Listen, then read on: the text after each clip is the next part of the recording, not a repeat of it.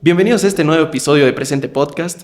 Nos encontramos en el corazón de la ciudad de La Paz, en el café El Parlamento, quien agradecemos por brindarnos el espacio donde nosotros podemos grabar Presente Podcast.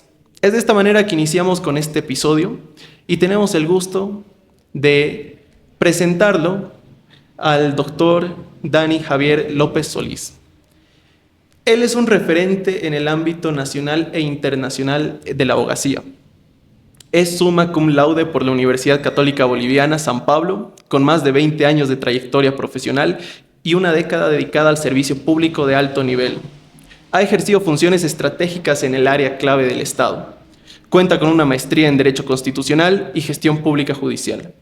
Formación en Derecho Nuclear en Austria y Francia, y una sólida base académica complementada con diplomados en Derecho Administrativo, Constitucional y Educación Superior, además de numerosos recursos de especialización en arbitraje internacional, contratos energéticos, project finance y responsabilidad civil en energía nuclear, por instituciones como la OEA, la GIS y la Organización Mundial de Energía Atómica.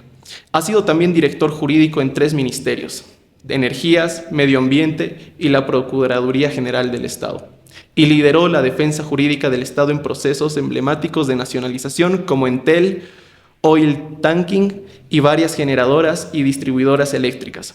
Fue consultor externo del BID y asesor legal en Petroandina, dirigiendo contratos, gestiones regulatorias y estrategias de defensa empresarial.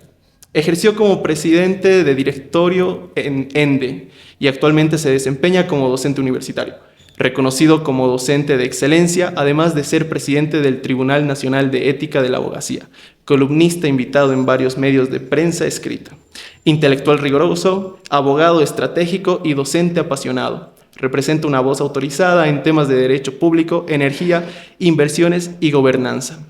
Bienvenido, doctor. Es un gusto tenerlo acá. El gusto es todo mío, Arturo. Un saludo muy cordial a ti y por intermedio tuyo a todo el colectivo de Presente Podcast, un grupo que ha alcanzado relieve e importancia en la toma de liderazgo y de opinión pública.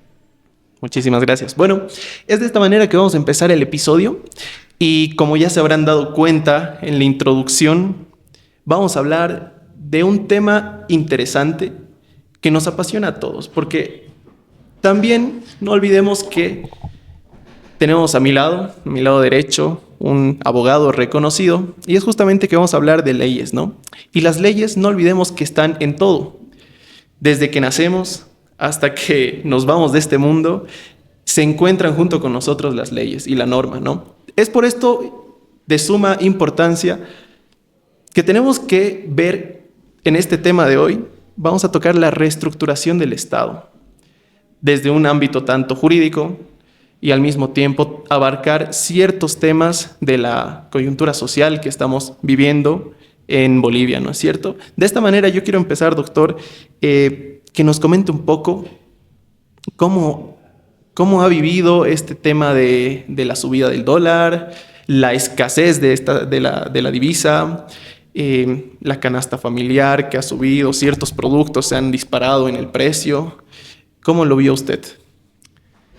Bueno, sin duda yo creo que ahí hay una alegoría interesante con el cuento de Pedrito y el Lobo, ¿no? Creo que sí, ya cierto tiempo, varios segmentos de la población, gente entendida en la materia, iba alertando de que algo no iba bien, iba avisando de que venía el lobo y probablemente no lo vimos venir, ¿no? Yo creo que al igual que toda la ciudadanía, todos los colegas, compañeros, hemos sido presa de la escasez de las divisas, de la necesidad de hacer colas, del incremento palpable en la adquisición de productos básicos de la canasta familiar.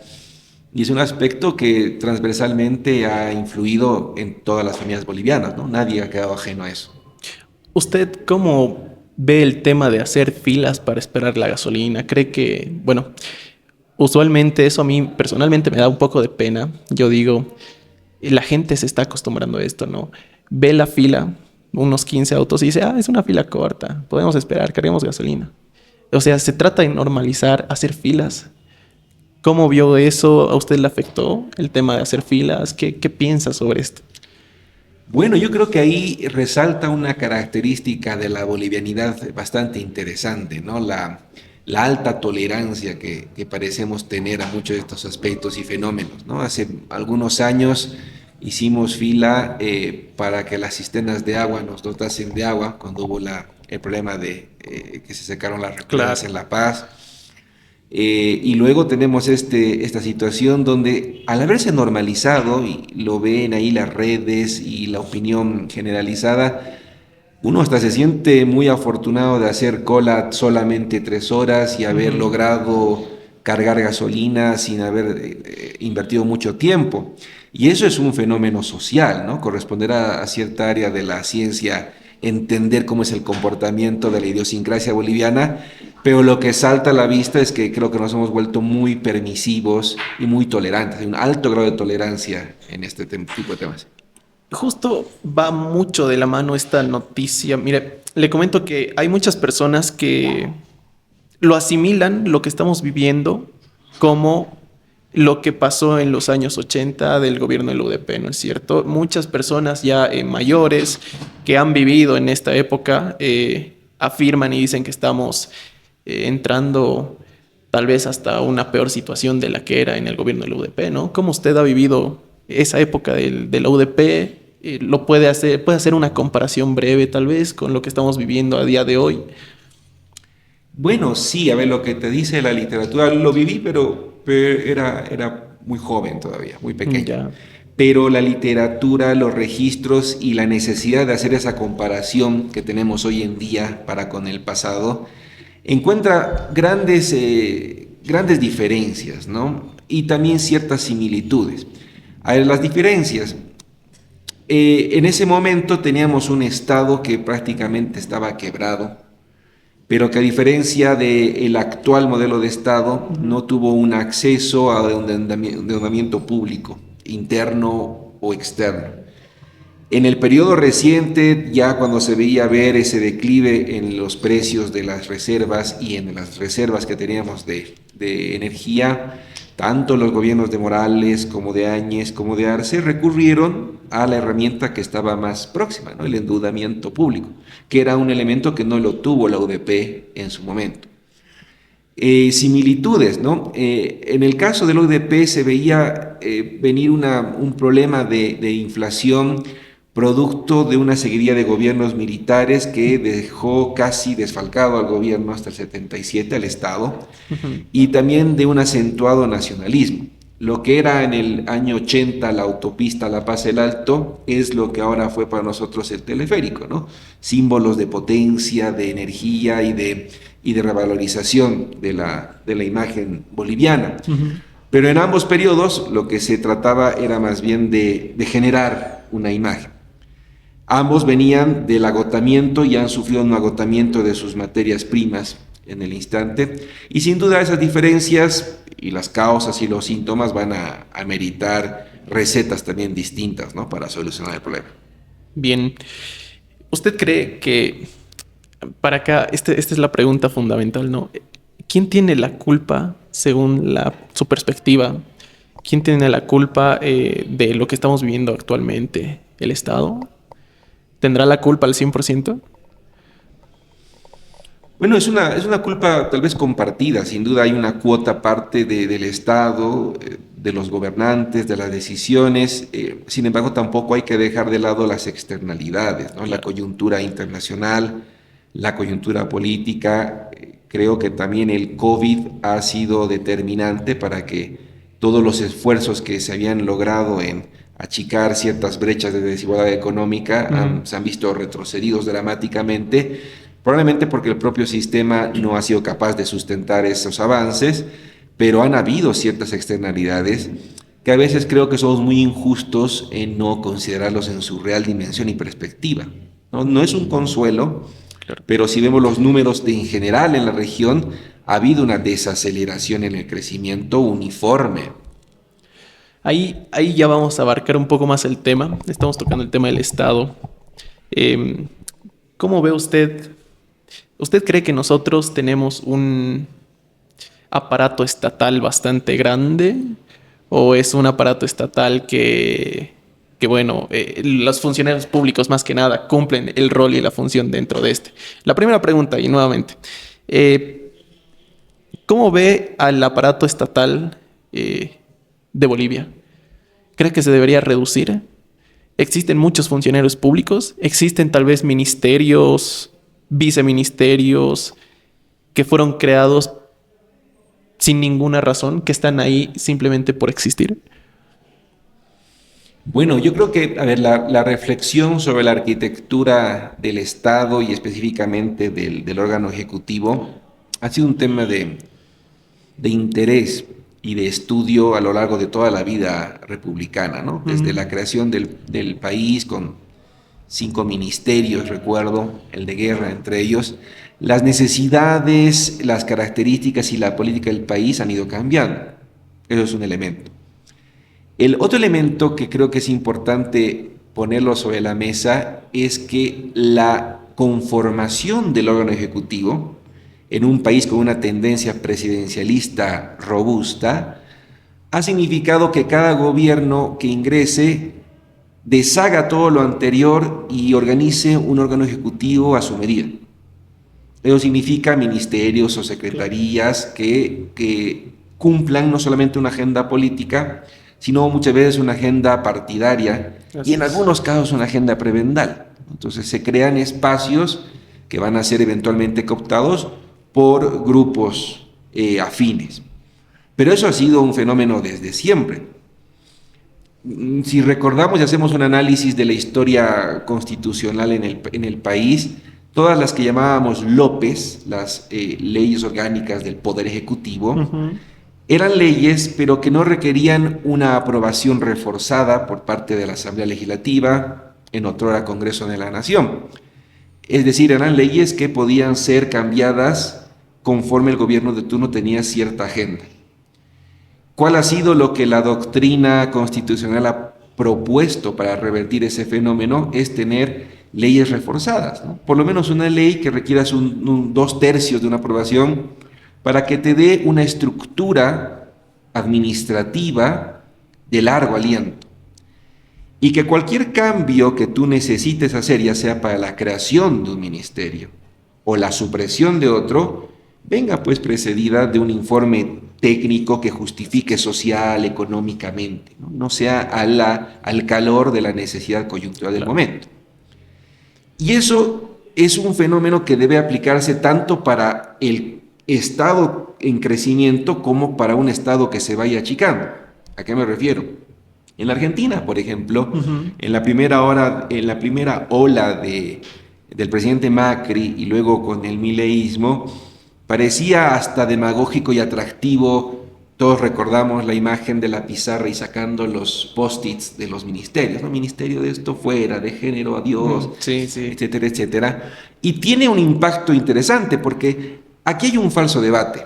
O sea, hay una idea en el imaginario, y va al nodo de la pregunta, de que a menos cantidad de ministerios, por tanto, menos servidores públicos, podríamos tener tal vez un Estado más eficiente o que al menos ahorre ciertos recursos públicos.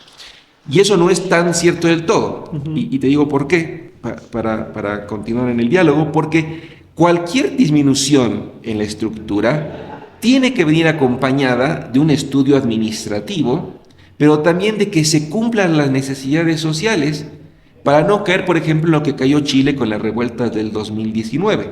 El desatender ciertos segmentos de la población a título de ahorrar y hacer más funcional ha decaído en ese tipo de conflictos. Bien, ahí el tema de la reducción. No, antes de abarcar ese tema, usted estaba mencionando la transparencia de las entidades públicas, más que nada también, ¿no? Que se tiene que hacer estos informes y todo. Esto va de la mano mucho con el tema de la nueva gestión pública, que así se lo denomina, que se implementa también en la ley SAFCO que nosotros tenemos, ¿no? Que es la gestión por resultados, que toda entidad pública debería enmarcarse en esta ley SAFCO, ¿no? ¿Usted cree, en base a la experiencia que tuvo, la transparencia, las gestiones realmente realizadas por resultados, ¿se dan como tal en Bolivia? Bueno, yo creo que, a ver, la ley SAFCO, la 1178, viene desde los años 90, ¿no? Así es. Ha sido producto de misiones internacionales que pretendían modernizar el Estado y que creo que lo han logrado. Con luces y sombras, es una ley que ya va a cumplir los 30, va a los 40 años, Ujú. y que con algunos parches y algunos decretos que lo han ido reglamentando, en la práctica ha servido porque nos ha permitido tener un sistema de gestión administrativa por resultados, además. Eso ha permitido que los sistemas que tiene la ley, por ejemplo, sirvan para administrar correctamente la cosa pública, ¿no? La Mm. contratación de bienes, la administración de personal, el manejo de presupuesto, las rentas, requieren de una organización. Muchos críticos son de la idea de que esto tiene que reformularse, y sin duda probablemente sí tenga que haber una adecuación por lo menos a la nueva visión constitucional. Es una norma preconstitucional, Así es. pero aún que es preconstitucional, en la práctica ha servido, ¿no? Y sin duda todo el ente público está ceñida a los regímenes, las políticas y el marco de gestión de la 1178. Usted estaba mencionando el tema de que si se reduce los funcionarios públicos, digamos, dentro del Estado, o bueno, los funcionarios públicos que se encuentran trabajando, tienen que cubrir necesidades sociales, estaba mencionando, ¿no es cierto? Yo acá no entiendo algo. Pongámosle un ejemplo sobre Bolivia. Existen el ministerio, no, perdón, el Ministerio de Cultura, por ejemplo. No, el nombre es más largo. Ministerio de Cultura, Descolonización y Despatriarcalización, que se compone por tres viceministerios, ¿no es cierto? Uh-huh. ¿Cuál es, por ejemplo, la necesidad social que cubre este? ¿No cree que sería mejor cerrar este y ciertos ministerios o entidades, empresas públicas, por ejemplo, Papabol, Papelbol, Cartonbol, que muchas de estas empresas, María Galindo, por ejemplo, que fue a entrevistar a este de Papasbol, por ejemplo, que quedó ubicado, si no me equivoco, en el Alto, está totalmente vacío, no hay nadie. Un montón de dinero que se gastó para la construcción de estas empresas públicas, las cuales creo yo que no cubren ninguna necesidad social. ¿Por qué el Estado se encargaría de cubrir estas necesidades si la mano privada las podría realizar? ¿A qué me voy con esto? Que, por ejemplo, yo considero que el Estado debería encargarse en educación fundamental, salud, seguridad interna, estamos hablando de la policía, seguridad externa, las Fuerzas Armadas, el control de las fronteras también entra dentro de las Fuerzas Armadas, ¿no es cierto? Y las relaciones internacionales a través de la diplomacia. Y ya lo demás se debería encargar en la mano privada. Ese es el pensamiento, el criterio que yo tengo. ¿Qué opina de esto? ¿Usted cree que, más que nada, de qué se tendría que encargar el Estado como tal? ¿Cuál sería el rol fundamental que tendría que encargarse el Estado? Qué buena pregunta, compleja y compuesta, pero tratemos de desglosarla. Yo creo que a lo largo de la historia boliviana, y dependiendo de la coyuntura y los momentos históricos, han habido ciertas necesidades que ha tenido el país, ¿no? No solo Bolivia, creo que en general todos los países del mundo. Por poner un ejemplo de la Constitución de 1825, que recuerdo que era una de las pocas que incluía en su contenido una relación nominal de los ministerios, naturalmente había ciertos elementos que tenían que cumplirse por la necesidad de preservación del orden interno. Y hablábamos de un Ministerio de la Hacienda, de Relaciones Internacionales, y uno que me llamó siempre la atención, que era el Ministerio de Guerra. Ya. Solo el nombre ya es muy sugestivo, ¿no? Ministerio Claro. de Guerra, que hoy día puede ser tal vez el de Defensa, de Régimen Interior, presidencial. Entonces, coyunturalmente, dependiendo de la época, han habido ciertas necesidades. Primer elemento. Segundo elemento, entre los ejemplos que planteabas, existe también un ministerio que fue fuertemente cuestionado y que en el probablemente gente joven como tú y dedicada al deporte puede tener también su propio criterio, que es el Ministerio de Deporte. En un momento había un Ministerio de Deporte tuvo su crítica, pero también sus defensores, ¿no? Porque necesitamos educación, necesitamos salud y también necesitamos promover el deporte. Entonces, con esta misma lógica, y eso es donde va aterrizando la primera parte de la respuesta, los diferentes gobiernos van articulando la necesidad programática que tienen. Por eso yo partí apuntando la necesidad de que la creación de ministerios, la supresión de ministerios, es decir, la estructura del Estado, tiene que estar presidida por informes, por una reflexión profunda. Y tiene que ser parte de un debate que tiene que ser del órgano legislativo, incluso por un principio de contrapesos, que le dote al Estado y al Ejecutivo unos 10, 15 años de estabilidad, de manera tal que responda más a principios de la administración, más que a principios coyunturales del momento. Y así puedes evitar tener cuestionamientos como los que has planteado. Primera parte de la pregunta. Segunda, las empresas, ¿no? Es otro tema altamente cuestionado, ¿no? Muchas empresas. Pero hasta cierto punto también siempre ha sido una demanda generalizada la necesidad de industrializar, de saltar al campo de la industrialización. El cómo es probablemente el que haya que ajustar. O sea, yo no entiendo, deben haber razones, no las termino de comprender de una fábrica de papas, por ejemplo, ¿no? Una industria de papas, o de cualquier otra que vaya a competir con el productor local.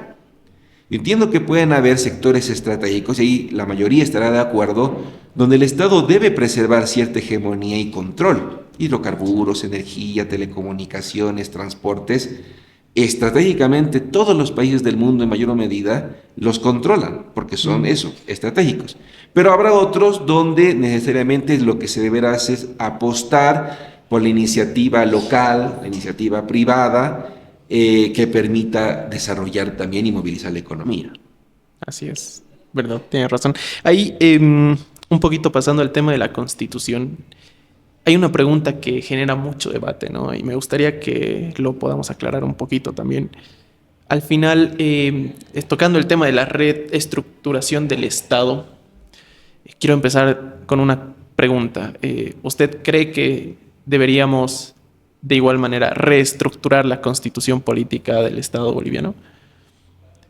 ¿O está bien? Bueno, la constitución reciente data del 2009, ¿no? Sí. Los periodos de reforma constitucionales, salvo de la constitución desde 1880 a 1930 y el nacimiento del constitucionalismo social, han tenido periodos, ¿no?, de vigencia de 10, 15 años, con vagas reformas superficiales, ¿no? Un proceso constituyente yo creo que es necesario, ¿no? Hay ciertos elementos que en el 2009 no fueron del todo considerados. Hay una generación emergente que empieza a generar un propio criterio y sin duda hay nuevas tendencias mundiales de economía, en medio ambiente, en política, en generación de derechos, que la Constitución podría bien rescatarlas, pese a que no critico la Constitución 2009, la Constitución 2009 tiene un gran avance y ha servido también de inspiración a muchas constituciones y reformas de la región. Una constitución que ha avanzado mucho en el reconocimiento positivo, me refiero al escrito, de derechos de distintas generaciones, ¿no?, en la estructura de la generación de derechos humanos. Existen muchos temas que se han tocado transversalmente, tangencialmente, pero que están incluidas. Donde también debería haberse hecho un esfuerzo, o todavía estamos a tiempo de hacer esfuerzos, en el desarrollo legislativo. Ha habido todavía un incipiente desarrollo legislativo porque precisamente la Asamblea Legislativa ha estado en los últimos años altamente polarizada. Entonces ha descuidado y sacrificado, diría yo, ese rol esencial del legislador en pos de una agenda política distinta. Entonces, si tuviéramos una asamblea que se dedique exclusivamente a la reflexión y a hacer ese canal de audio y de transmisión de las necesidades de la población genuinas, y las tradujera en leyes en conformancia con la constitución política del Estado, probablemente tendríamos un sistema legislativo más robusto. Lo que no significa tampoco sobrelegislar, ¿no? Que es otro de los defectos que tiene la legislación excesiva. No por tener más leyes podemos ser un mejor país. Creo que, y se conoce, el público lo conoce, los países más desarrollados no son los que tienen más leyes, sino los que tienen tal vez pocas, pero que se hacen cumplir y se cumplen. Así es. ¿Por qué le pregunto esto? Porque existe esa controversia, ¿no? La que siempre tocan todos del tema de la Constitución. Muchos dicen que fue una Constitución que se creó de manera rápida dentro de un cuartel por el departamento Oruro, ¿no? ¿Qué va con esto? Muchos dicen, ¿qué somos al final? ¿Somos un Estado plurinacional de Bolivia o somos una República de Bolivia? Porque, claro, en la misma Constitución, ¿no? Menciona que en distintos artículos que habla sobre una República de Bolivia. Sin embargo, nos plantean todos que nosotros somos un Estado plurinacional de Bolivia. ¿Esto es un error? Creo que puede ser algún descuido, un descuido de técnica normativa, ¿no? Porque claramente el espíritu del constituyente, si quieres así plantearlo, apostaba por la inclusión de un modelo, que es un sistema de un Estado plurinacional. O sea, claramente esa era la idea. Claro. Sin embargo, y eso es cierto, se han filtrado muchos artículos donde todavía persiste ese concepto de república. ¿Y qué es Estado plurinacional? Para aquellas personas que tal vez no conozcan del tema, una definición, ¿por qué se le da el nombre de Estado plurinacional? No, el Estado plurinacional constituye una posición, yo diría, política, ¿no? De visión integradora de múltiples nacionalidades. Mira que en la Constitución del 94 ya tímidamente aparecía un atisbo de lo que iba a ser un Estado plurinacional, porque se reconocía a Bolivia como una república multiétnica y pluricultural. Y es que en la realidad hay una plurinacionalidad en el país, no hay una nación única, uniforme, heterogénea. Y lo que yo creo que el Estado plurinacional ha tratado de rescatar a partir de un trabajo político constitucional ha sido visibilizar una realidad social, ¿no? Que no puede ser tampoco desatendida y invisibilizada. Ahí, hablando una charla amena de almuerzo con la familia, ¿no? Yo me ponía la duda de si nosotros somos un Estado plurinacional, o sea, diversidad de naciones, ¿cómo conformamos una nación que es la nacionalidad boliviana, la nación boliviana, más bien dicho? O sea, ¿no sería eso una, ¿cómo se dice? No estaría mal estructurado mencionar que somos plurinacional, más al contrario sería pluricultural. Puede ser, ¿no? Sin duda, probablemente ahí también hay ciertos elementos sociológicos y políticos que deberíamos considerar, ¿no? Y ahí la mesa sin duda se ampliaría. Pero en casi 200 años de la existencia de la República y de la fundación de Bolivia que cumplimos este año, aún no hemos terminado tampoco de entender y de conformar una nacionalidad boliviana, ¿no? Siempre que han habido hitos históricos, y el clásico cuando hablamos de esto es el post-conflicto bélico con el Paraguay, la guerra del Chaco, representó para muchos el desarrollo de un sentimiento de identidad nacional, un nacionalismo boliviano donde, pese a de donde venían los combatientes, encontraron primero una identidad nacional, encontraron la deficiencia y el abandono que había a ciertas regiones del país, y esto generó movimientos políticos, luego con los soldados, viene Radepa, viene el movimiento revolucionario, la revolución del 52, pero todo eso se gestó cuando hubo una reflexión del boliviano sobre cuál es la identidad del boliviano, es mirarse al espejo. Y conflictos tan graves y tristes como fue la guerra con el Paraguay, fue el mirarse al espejo, es decir, finalmente, ¿qué somos? Lo propio pasó a la generación de la Guerra del Pacífico. Luego de la Guerra del Pacífico, 1879, hasta la firma del Tratado de Paz en 1904, vino toda una generación que debatió realmente cuál era el sentido nacional del ser boliviano. Y un ejemplo más, entre 1825, pasado por el asentamiento de la República Boliviana, las incursiones y las guerras con el Perú, con la Argentina, también desafiaron ver cuál era nuestra identidad nacional. Hubo un periodo donde una confederación Perú-Boliviana parecía que era la identidad nacional. Entonces, yo creo, para redondear mi visión, es que el boliviano no ha terminado de verse al espejo y de construir una identidad propia. Por eso tienes múltiples criterios y seguramente quienes vean esto lo van a criticar porque probablemente entienden que hay una sola visión, pero claramente no tenemos una identidad clara, establecida, diáfana. Interesante eso. En estas elecciones 2025, recuerda votar de manera consciente. Esto implica reconocer la importancia de tomar una decisión que durará 5 años. Infórmate sobre los candidatos y sus propuestas de gobierno. No difundas información no verificada. Vota consciente y construyamos un país del que todos los bolivianos estemos orgullosos. Volviendo con el tema de la reestructuración del Estado, quiero tocar el punto del... ¿Qué opina usted sobre el tema del Parlamento Nacional? O sea, la Asamblea Legislativa Plurinacional. Mire, yo desde una perspectiva le digo... sabemos que la Cámara de Senadores tiene 36 miembros, ¿no? Y la Cámara de Diputados cuenta con 130 miembros, más sus suplentes. El tamaño de la población que tenemos, que estamos llegando a los 12 millones, 12, ¿no es cierto? 12 millones, son bastantes representantes, creo. Considero de esta manera que muchos diputados, muchos senadores, ni siquiera los conocemos. Hay 1, 2... 20 diputados, senadores o asambleístas que los conoce la misma gente, pero y el resto nadie los conoce, ¿no?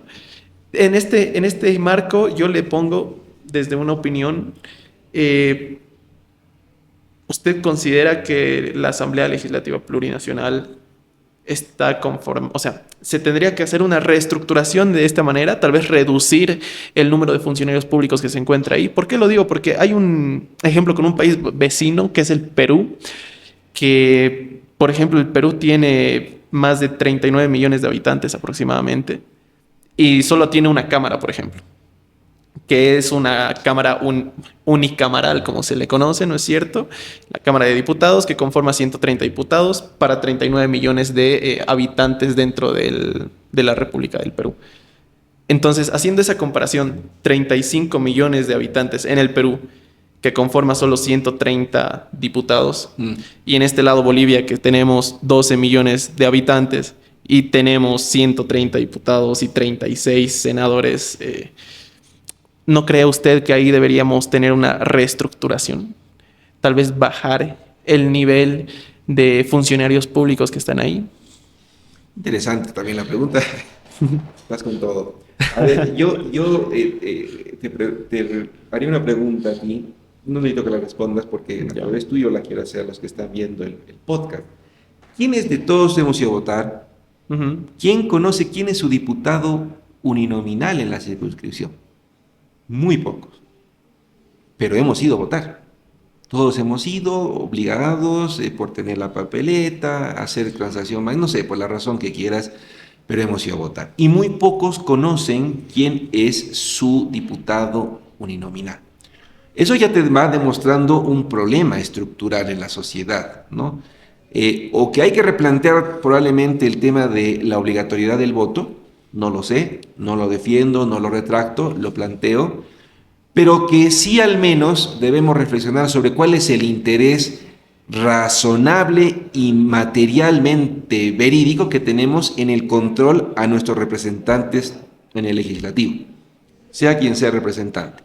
Porque hay mecanismos de control. Ese diputado, por reglamento, tiene por lo menos un periodo al tiempo, le llamarán una semana distrital, regional, donde tiene que volver a la base donde fue elegido, dar una rendición de lo que está haciendo, escuchar un feedback de lo que quiere hacer, de las necesidades que tiene su circunscripción o el segmento que lo ha elegido, y retransmitirla a este edificio que tenemos al frente y debatirla. O sea, ese es el ejercicio sano, democrático, de lo que se concibe por un parlamento, que si lo quieres retrotraer hasta Grecia o Roma, era eso, ¿no? La representatividad donde debatías y parlabas en ese parlamento de las necesidades de la sociedad.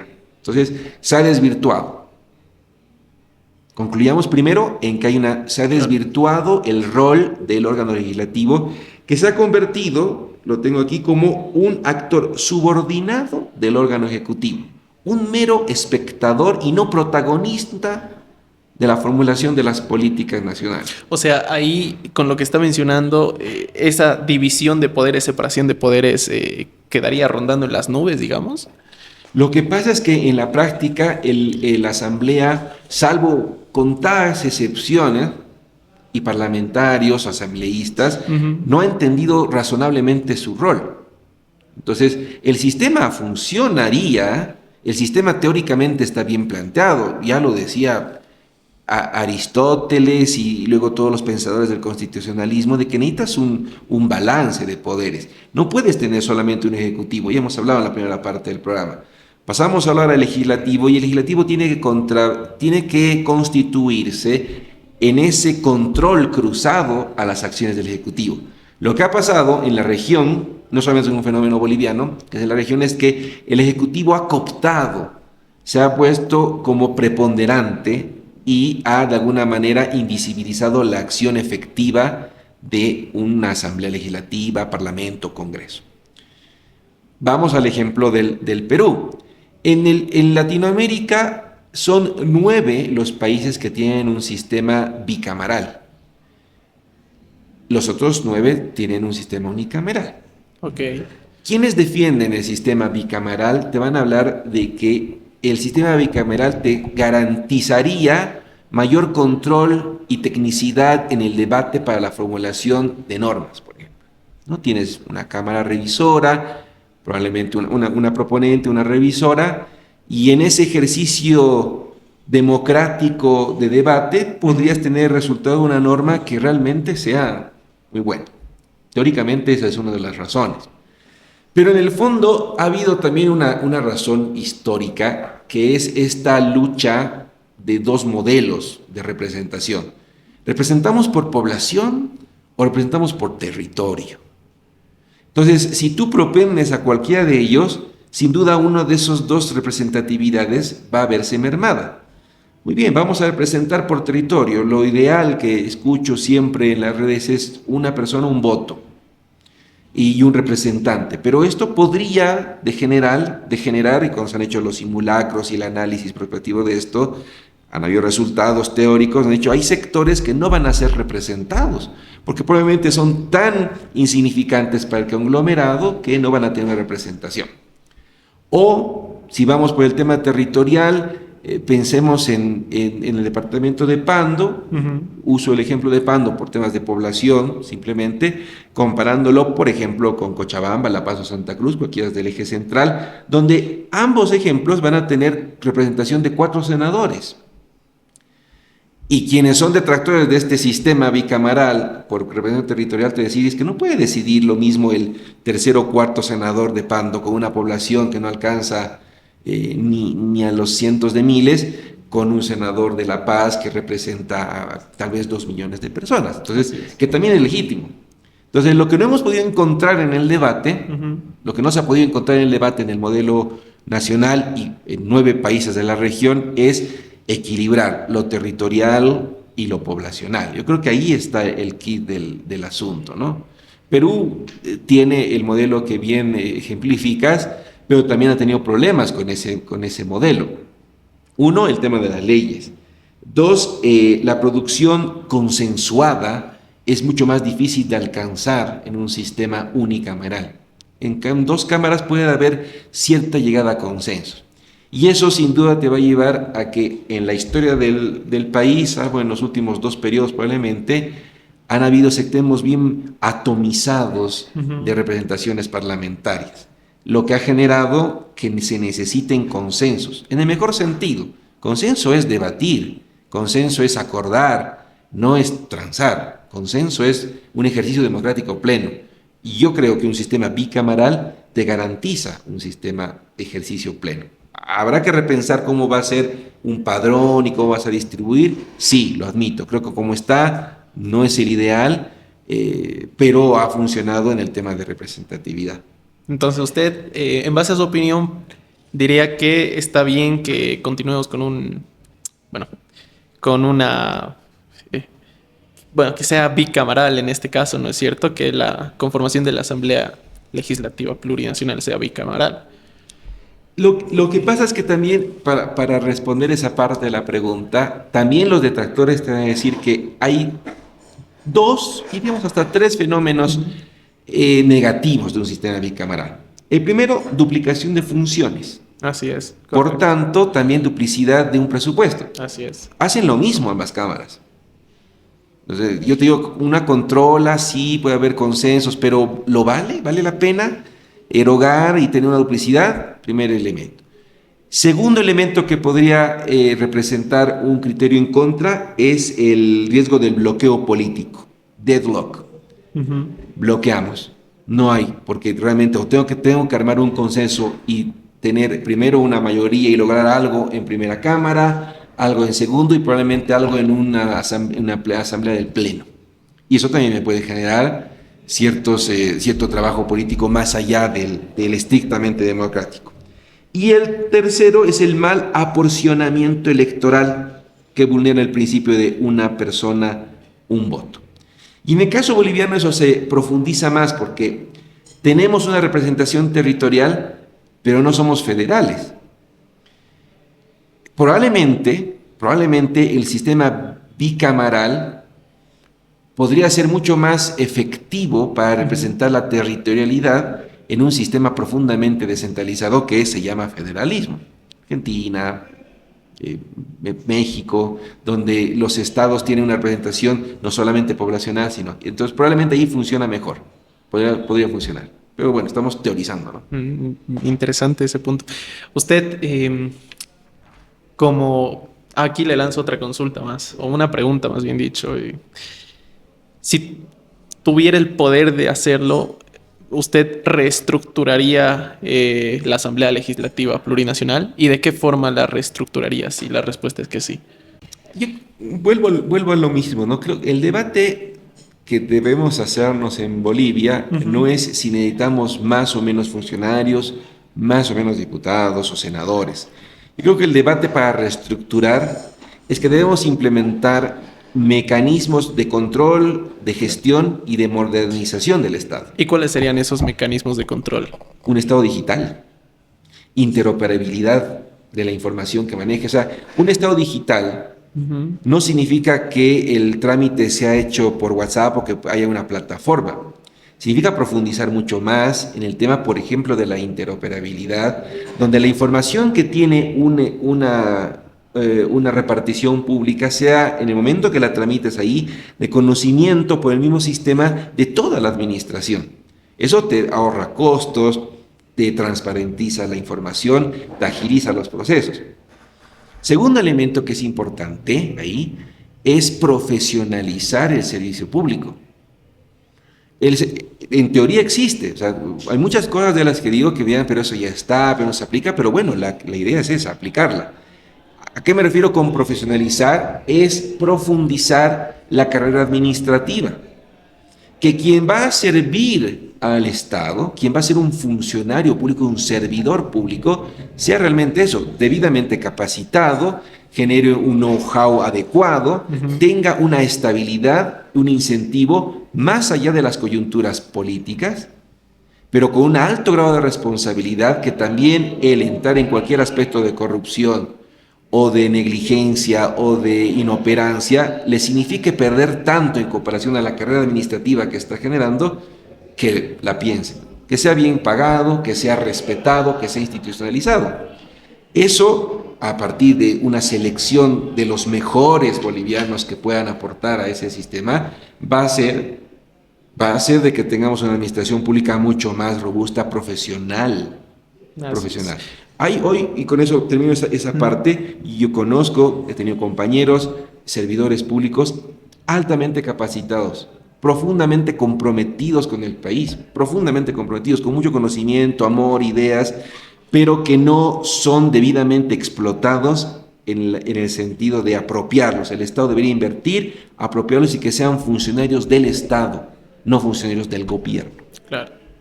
Ahí, complementando lo que usted estaba mencionando del profesionalismo o profesionalizar a los funcionarios públicos, considero que también muy importante debería ser el tema de la meritocracia, ¿no? No olvidemos que la meritocracia es, como su nombre lo dice, es el mérito que uno tiene para llegar hasta donde correspondería llegar, digamos, a un cargo, estamos hablando, que sé un director, y no simplemente por temas de muñeca, ¿no es cierto? A esto... Un claro ejemplo que lo vemos en la realidad boliviana, es algo que no todos los bolivianos conocen. Por ejemplo, el director del Banco Nacional debería ser, o el Banco Central, perdón, debería ser un economista que haya hecho una carrera en el ámbito de la economía. No que sea una persona que haya entrado por muñeca y que la hayan puesto ahí sin ser nada. Otro claro ejemplo, el tema del director de la Caja Nacional de Salud, por ejemplo, debería ser un médico con carrera en el ámbito de la medicina. Sin embargo, sabemos todos en Bolivia que eso no es cierto, ¿no? El director, si no me equivoco, es un minero. ¿Dónde está el conocimiento de la medicina, no? Ahí es donde considero yo que ingresa también el tema de la meritocracia para abarcar ciertos espacios o ciertos cargos que representan también a Bolivia, ¿no es cierto? Porque eres el pilar fundamental de una institución bastante grande y que no tengas el conocimiento necesario para poner en práctica y dar lo mejor de ti para una gestión buena por resultados en ese aspecto, no se va a llegar. Sin el tema de la meritocracia y la profesionalización que también mencionaba, ¿no? Entonces... La meritocracia sin duda es importante. Yo creo que nadie razonablemente de ninguna facción política puede desvirtuar y desmerecer lo que es la meritocracia.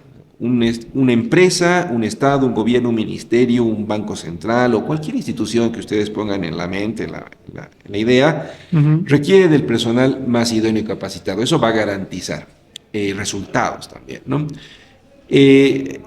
Lo que pasa ahí, por ejemplo, en casos como el de la caja que ejemplificas y que me permite desmitificar un tema. Claro, todos aspirarían a que, claro, el director, la máxima autoridad ejecutiva, la MAE de esta institución fuese un profesional médico. Probablemente puedo o no compartir la idea, pero es un tema normativo. Entiendo que ahí los estatutos de la institución, por un tema de representación en el directorio y en la composición, han establecido esta situación, ¿no? De que sea determinada persona con determinado perfil, etcétera, etcétera. Entonces, el trabajo consiste en replantearse este tipo de situaciones, en cuestionarlas, como la estamos haciendo ahora, y en plantear soluciones. No que porque haya sido siempre así, está bien y vamos a aguantar el tema. No, creo que viene ahora una generación en la que estamos todos aquí, el aquí y el ahora, que cuestionar esto viene de la mano necesariamente de aportar soluciones, no cuestionar o criticar desde la comodidad de la plataforma o detrás del internet diciendo qué mal que está eso, pero lo apago y sigo con mi vida. Esto requiere acción política, ¿no? Acción política. ¿No estamos conformes? Pues entonces hay que expresarlo y plantear una solución. Yo creo, sinceramente, para no soslayar la respuesta, de que la meritocracia debería ser en todos los campos y ámbitos de la vida social y profesional el único elemento con el que deberíamos movernos. Así es. Somos meritocráticos nosotros cuando elegimos un socio, somos meritocráticos cuando hacemos negocios, cuando emprendemos una empresa. La meritocracia comienza también por un tema de cultural, de si realmente nosotros propendemos a meritocracia solamente, o al costo, o al prebendalismo, o al clientelismo, o al amigo, que también eso se va replicando en diferentes modelos de conducta en la sociedad. sea, queremos, sí, meritocracia para el Estado, pero no soy meritocrático en lo que me corresponde ser meritocrático. En la docencia universitaria, el alumno que es meritocrático es el que debería tener una mejor un performance, un desarrollo, una nota. Hay que tener meritocracia, pero a nivel general en toda la Así sociedad. es, correcto, es cierto. Bueno, pasando ya por el último punto y también es muy interesante, hablemos un poquito del tema de los recursos naturales, con lo que le mencionaba de la reestructuración del Estado, ¿no es cierto? ¿Qué es lo que me voy con esto? Yo considero, al mismo tiempo he escuchado muchas personas que opinan de esta manera, ¿no? Y dicen que en el tema de los recursos naturales tiene que haber un tratamiento discriminado en cuanto a la explotación de los recursos naturales. Los recursos naturales no renovables, por ejemplo, el petróleo, el gas, los minerales, tienen que estar bajo el control del Estado, decían, ¿no? En algunos casos tener una normativa que condicione su explotación y los recursos renovables deben ser acompañados de una legislación celosa precautelando los intereses nacionales y de la naturaleza. Eso es lo que me mencionaban muchas personas con las que hemos dialogado sobre este tema en específico. Y quiero saber también la opinión profesional, tanto también desde una visión jurídica, ¿qué es lo que opina al respecto? Bueno, a ver, sin que suene muy dramático o demagógico, quiero partir con algo que hace 50 años dijo Galeano. Dice, los latinoamericanos somos pobres porque pisamos un suelo rico. Hay modelos de explotación y de dominación que se han ido replicando a lo largo de la historia de este lado del mundo, del continente, en el que esas venas abiertas de América Latina a las que se refería Galeano en los años 70, hoy se han replicado, ¿no? Probablemente hoy día no hablamos del oro o de la plata o del estaño, la plata de Potosí, el oro en Brasil, en Colombia, en México, pero hablamos, aunque no te parezca raro, de temas como la soya, el litio, hasta la palta o el aguacate, que tiene también un fuerte discurso de extractivismo. Entonces digo, no quiero resultar muy dramático con el tema, pero parecería que se replica nomás una paradoja, ¿no? Para el tema de los recursos naturales hay una paradoja, no sé si es una maldición o es una bendición y de qué manera va a perfilarse su control para el siglo XXI. Yo creo que además hemos vivido a partir de ello una ilusión, ¿no? Todos los gobiernos que se han ido sucediendo, sin importar su lineamiento político, han vendido la falsa ilusión de sí a la extracción ahora, con la promesa de un futuro mejor. Claro. Y con ese discurso se nos han ido agotando todos los recursos naturales que teníamos. El oro, el estaño, la plata, los hidrocarburos más recientemente, y no es algo nuevo lo que digo, pero el litio representa probablemente uno de los últimos recursos naturales con los que vamos a tener, aunque hay otros recursos importantes y estratégicos que se van a venir a continuación, el agua, tengo aquí entre los apuntes el niobio y el coltán, que son vitales para la guerra tecnológica entre Estados Unidos y China, que se producen en Venezuela y en Brasil, la soya, la carne y el pollo son recursos naturales también importantes y estratégicos para el siglo XXI, la palta, o aguacate, que representa ahí un tema bien de discusión que quisiera abordar más adelante, que involucran a México, a Chile y a Colombia, el oro y la plata, el litio, pero se cambia, ¿no? Lo que antes eran imperios ahora son tal vez empresas multinacionales, pero sigue habiendo una suerte de dominación política con esos recursos naturales. ¿Qué ha hecho la Constitución de 2009? Aterrizando un poco en el ámbito legal. Ha constitucionalizado un concepto que por lo menos en lo teórico es atractivo, ¿no? La madre tierra, los derechos de la madre tierra. Y a partir de este concepto de discurso constitucional ha desarrollado cierta normativa que tiende a, por lo menos en la teoría, defender estos recursos naturales. La práctica ha sido compleja. Su aplicación ha sido compleja, ¿no? Periodos como las desforestaciones para ampliar la frontera agrícola, las quemas que no son casuales, sino que son intencionadas, las pausas ecológicas que se ha tratado de implementar como medida de emergencia para que esto no supere y no vaya creciendo, y la tolerancia que que se ha demostrado en contraposición a ese discurso de defensa de los derechos de la madre tierra, representan la necesidad de un debate profundo y una reflexión para el país. ¿Cuáles son estas leyes bolivianas que regulan el uso de la protección de los recursos naturales? Bueno, tenemos la ley de la madre tierra, creo que es la más importante, que además incluye un concepto atractivo, por lo menos interesante, de un vivir bien, ¿no? En la perspectiva de la armonía. Y eso no es algo exclusivamente propio. Ecuador también tiene un principio muy parecido, que es el buen vivir, pero que además responde y ha sido objeto de análisis en instancias internacionales y en foros internacionales. Han habido avances en el reconocimiento de derechos. Yo siempre creo que ya el reconocimiento de derecho constituye un avance.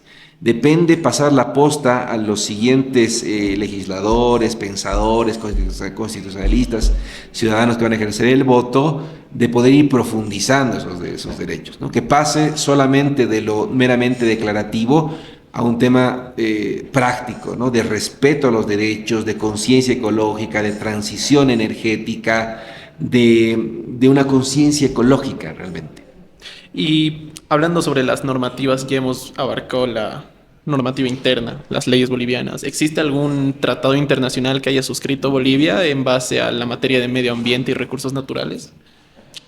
Bueno, hay varios, ¿no? Hay varios protocolos que la comunidad internacional en diferentes materias, ¿no? Para la preservación de emisiones de carbono, temas nucleares, de protección acuífera, y Bolivia es parte de bastantes instrumentos que van en protección a estos mecanismos de protección al medio ambiente. Que lo que también representa una crítica, ¿no? Discursiva. Muchas veces este lado de la región que es tan rica, del planeta, que es tan rica en recursos naturales, se ha convertido, como decía alguno de nuestros gobernantes, en un guardián forestal de los intereses que van más allá de la línea del Ecuador, ¿no? ¿Y cuáles serían estos derechos de las comunidades indígenas sobre los recursos naturales, por ejemplo? O sea, los recursos naturales que estén dentro de su territorio. Bueno, la pregunta es bien compleja y no. El principal, el que me viene a la mente es el derecho primero a la consulta, ¿no? La OIT ha desarrollado instrumentos específicos de una consulta libre, previa, informada, donde las comunidades que se reputan y entienden como propietarias ancestrales de esos recursos naturales tengan la voz informada de consentir su uso y su explotación, ¿no? Ese creo que es la base primordial, porque se está afectando no solamente un sistema de vida, sino además un sistema ancestral de equilibrio ecosistémico. A partir de que uno como Estado pueda respetar ese derecho a la consulta, ya vienen desarrollados o se descuelgan otras manifestaciones de derecho, ¿no? Ciertas compensaciones. Lo que tiene que haber ahí es un equilibrio, ¿no? En mayor o menor medida, muchos van a criticar por esto, pero el desarrollo viene también de la mano de, en alguna manera, invadir el medio ambiente.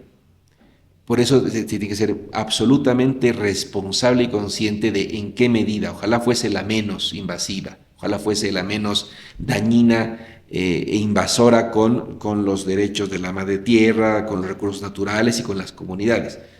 Pero hay también una necesidad en muchos casos de propender a que el Estado tenga ciertos recursos y haya una dinámica distinta en la economía. ¿Cuáles son esos mecanismos legales o qué mecanismos legales, más bien dicho, existen para denunciar la sobreexplotación o la contaminación de recursos naturales? Bueno, la Constitución prevé ciertas acciones constitucionales, pero también existen foros internacionales y organismos internacionales, ONGs, colectivos que han hecho de esto un eco para replicar, ¿no? Hacen un seguimiento muy de cerca, que se cumplan con las consultas, que sean de manera adecuada, conforme a la normativa, y que respeten la finalidad que tienen, ¿no? ¿Cuál es la responsabilidad? Acá me meto un poco más al tema de, bueno, el gobierno municipal. ¿Cuál sería la responsabilidad que tienen los gobiernos municipales, ¿no? También los departamentales en la protección de los recursos naturales.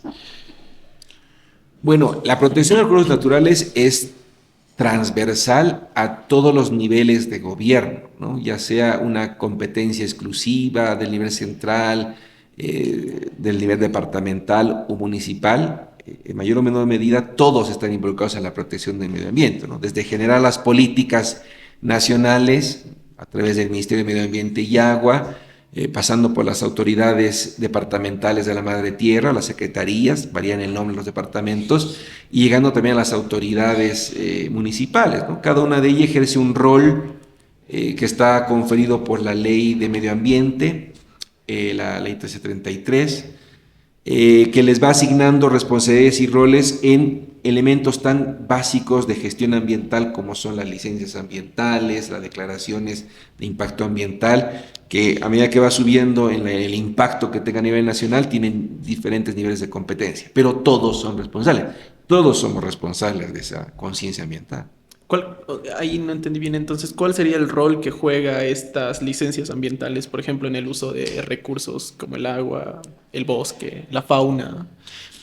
A ver, digamos, si uno quiere implementar una actividad, obra o proyecto dentro de cierta jurisdicción municipal, tiene que recurrir al municipio para que autorice. Y son desde contaminaciones tan básicas como la acústica, por ejemplo, ¿no? De imagen. Para tener un comercio, un restaurante, necesito una licencia del municipio. Eso es un tema ambiental. Vamos a un poco más, algo más grande. Necesito una industria manufacturera, una fábrica que va a desechar residuos probablemente, o que va a consumir recursos acuíferos. Entonces necesitaré otro tipo de licencia, dependiendo si sea municipal o departamental, que controle el cómo lo voy a hacer, si tiene cierto impacto, cómo lo voy a remediar, en qué medida lo voy a hacer. Y si es un proyecto ya de alcance nacional, por ejemplo, me imagino un tema de electrificación rural que traspase diferentes departamentos, lo lógico sería que un Ministerio de Medio Ambiente y Agua sea el que te confiera la licencia. Si voy a implementar una carretera, esa carretera va a pasar necesariamente por ciertos lugares donde va a tener que haber una deforestación, aunque sea mínima, pero deforestación al fin. Entonces, habrá una autoridad de la Madre Tierra, instituciones dependientes del Ministerio de Medio Ambiente que tendrán algo que decir al respecto. ¿Cómo se podría, de esta manera, desde su perspectiva, mejorar el marco jurídico para evitar la explotación indiscriminada de los recursos naturales, por ejemplo? Bueno, nuevamente han habido varios intentos, ¿no? La ley de medio ambiente es también ya preconstitucional, es otra de las críticas que se hace, pero aún así esa ley y sus reglamentos han sobrevivido al tiempo. Yo realmente soy partidario en este tema, como en muchos de los que hemos ido abordando a lo largo de este podcast, es que la normativa está, en muchos casos, está vigente, es buena. La deficiencia que tenemos es en la aplicación material de la norma. Sin duda puede plantearse en este momento sacar una nueva ley de medio ambiente, una nueva ley de electricidad, una nueva ley de hidrocarburos, pero el ejercicio va a quedar incipiente, aun cuando tengamos la mejor norma, si no tenemos una reestructuración en el sentido del que conversábamos ahora, de profesionalización del servicio público, de respeto a las competencias de los órganos del Estado y de conciencia de que la ley puede ser dura, pero la ley debe ser cumplida. Bien, interesante. Ahí, ya para ir culminando esto, no me quiero perder el tema de la palta. Usted me estaba mencionando que es un tema importante a discusión, pero ¿por qué? A ver, el Super Bowl implica en Estados Unidos uno de los eventos más importantes, ¿no? Entonces, los que han estudiado esto hacen esta comparación. El Super Bowl representa un evento deportivo que es un fenómeno social, y tengo el dato aquí. En el año 2000, de cada estadounidense consumía 1 kilogramo de aguacate o palta por año, y hoy consume 2.5. Entonces, aquí hay un crecimiento de la producción y explotación de la palta o el guacamole, como le dicen por otros lados, pero que no es compartida. Porque en detrimento de ese incremento en el consumo, la región productora más cercana, que es Michoacán, en México, están dominados por mafias que han, primero que tienen además abusos a los derechos humanos para la recolección de los aguacates, de las paltas, pero que tienen un ingente consumo de recursos acuíferos. O sea, esa palta consume mucha agua, es muy cara. Una palta consume muchos litros de agua para que pueda ser fresca y la enviemos. Entonces, el ejemplo que da este análisis de las nuevas venas abiertas te dice que Colombia y México, que son los productores de palta más importantes de la región, han sacrificado mucho de los recursos naturales porque hay una necesidad de mercado en otro lado del mundo, legítima, buena, a todos nos gusta la palta, pero que tiene un alto costo. Es un recurso estratégico, un recurso natural, que parecería inofensivo, pero que tiene un altísimo costo en la producción. Otros ejemplos será el consumo de carne de res, cuánta agua consumen, cuántos gases emiten estas vacas, cuánto es la contaminación. O sea, es un tema bien complejo de estructura de conflicto ambiental. Bien interesante eso. Ya, con esto se nos está acortando el tiempo, pero quiero terminar haciéndole una pregunta que viene de los seguidores del podcast para que usted la pueda responder. Y es justo algo que ha tocado en el trayecto de lo que vamos hablando. Y la pregunta dice así, se la leo. ¿Por qué Bolivia, teniendo tantos recursos naturales, sigue dependiendo económicamente del extractivismo y mantiene altos niveles de pobreza y desigualdad? Porque nunca hemos sido capaces de cambiar el modelo, ¿no? Yo creo que siempre, repito, con la ilusión de que siempre hemos vivido en la ilusión del momento, ¿no? Hemos sido un país abundantemente rico en recursos naturales, que de tanto en tanto encontramos uno que tiene realmente realce y valor en el mercado internacional, y es como la familia o la persona que ha sido privada de muchos recursos por mucho tiempo, tiene un golpe de suerte y tal vez no tiene la inteligencia de poder administrar adecuadamente ese recurso para que sea sostenible en el tiempo. Entonces, atiendo la necesidad urgente del momento, esta generación. ¿Qué es lo que pasó con el estaño, con los hidrocarburos? Esperemos que no pase con el litio, pero que han ido sanando y saciando necesidades ipso facto del momento, sin una visión prospectiva. Ese ha sido el primer gran problema. Y no hemos podido saltar de ese extractivismo a la verdadera industrialización. Han habido grandes esfuerzos, han habido avances en diferentes etapas de gobiernos, pero no ha habido ese salto cualitativo verdadero, ¿no?, que han tenido otros países que han llegado a industrializar y que nos venden el mismo producto pero con un valor agregado. Bien, interesante. Perfecto, doctor Dani. Es de esta manera que vamos a culminar el episodio. Nuevamente quiero agradecerle de todo corazón por haber aceptado la invitación, estar acá. Espero que esta no sea la primera ni la última vez que lo veamos, porque las charlas con ustedes son muy interesantes, realmente, y hay mucho contenido que se puede abarcar con esto. Lo que hemos hecho hoy es agarrar pantallazos de ciertos puntos para poder discutirlos, analizarlos, debatirlos, complementarlos, y claro, nuevamente agradecido por la intervención de su persona. Y es de esta manera que yo quiero, para despedirnos, que usted le deje un mensaje a los jóvenes que nos están viendo o escuchando a través del podcast. Muchas gracias, Arturo. Por intermedio tuyo también mi agradecimiento a Presente.bo, al podcast.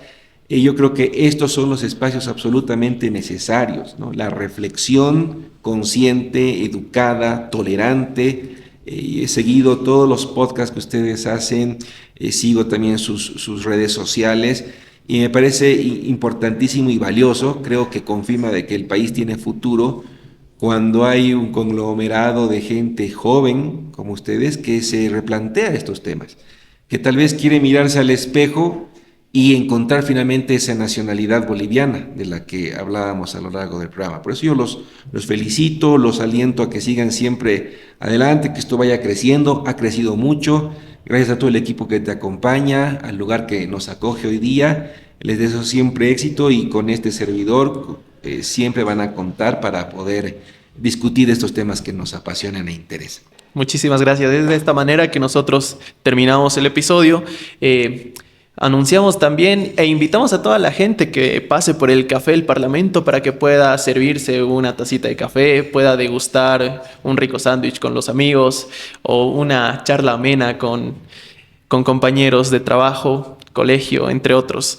El Café del Parlamento está ubicado en la calle Comercio, en pleno corazón de la ciudad de La Paz. Entonces, a todos cordialmente invitados para que puedan venir, servirse un cafecito y de esta manera también encontrarnos. Es así que nosotros terminamos este episodio y nos vemos en una próxima. Este episodio es traído a ti por Presente Bolivia, un proyecto social liderado por jóvenes, con la misión de brindar espacios de diálogo y opinión que empoderen a la juventud boliviana en los ámbitos social, político y cultural, con la finalidad de construir una Bolivia próspera. Somos un medio completamente independiente que apunta a la imparcialidad, el apartidismo y acercarnos lo más posible a la verdad. Gracias por quedarte hasta el final y no dejes de escuchar.